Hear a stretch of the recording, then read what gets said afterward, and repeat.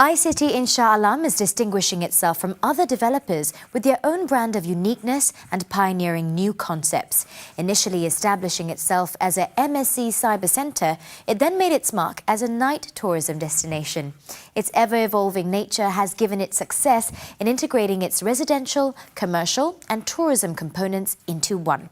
Azrul Amila Amir spoke with Iberhad Deputy Chairman Datuk Yu Hong Chew on what makes iCity a class of its own. Shah Alam is already making waves as the next best place to invest for properties. As high-end residential and commercial development projects takes place, the Selangor capital will soon be the next hotspot. And iCity are among the pioneers spurring this transformation, developing a self-sustaining township that incorporates commercial, residential and leisure into one concept. iCity is set to elevate Shah Alam into an iconic city. I first am curious to know what is an ultrapolis, a term I kept coming across describing iCity. Ultrapolis is a term that we coined, making use of the word ultra to mean beyond or the next stage. Okay? And we wanted to give the impression, actually the idea, the concept that what we are developing in iCity is something beyond what is currently available. Okay?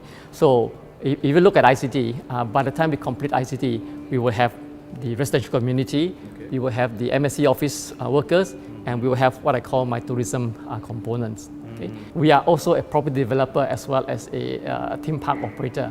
So we are trying to integrate this both into the concept.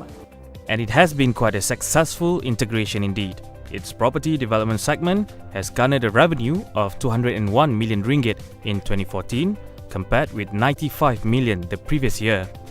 Meanwhile, they are expecting revenue from their leisure segment to double from last year's 50 million ringgit. The next big upcoming project, the Central Plaza Shopping Mall, slated to be completed by 2017, aims to transform Shah Alam into a regional shopping destination. With 1 million square feet of leasable space, it will be the biggest mall in Shah Alam. And more is yet to come. Are you planning to actually diversify, the whole area? Maybe for now you're developing properties, malls and the tourism attractions. Will, things change over the years? Well, if you look at iCity, we've sort of evolved over the years, taking into consideration both the market demand as well as the state policies, for example. See, when we first started for 15 years ago, Shah Alam had only allow a plot ratio of 1:3. Okay? Today, a couple of years ago, they allow an increase in plot ratio. And because of that, we actually scale it up. Okay? So we are responding to whatever changes there is. Okay? And the other thing that we are trying to do, of course, we wanted iCity to also be having a number of data centers. Okay? Now, one of the challenges we found in building data center is that the data center operators do not like the crowd. So the tourism part does not gel with the data center operators.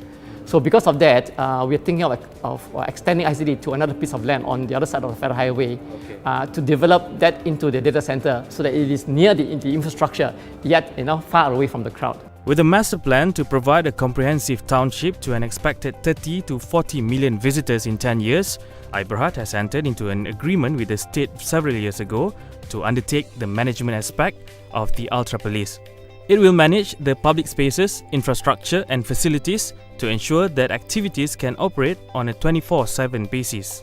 Because of Iberhad's business plan, okay, we'll probably end up owning about easily 30 to 40% of the properties in iCity. Okay? So for example, we will continue to own the 3 hotels, we will own the data centers, okay?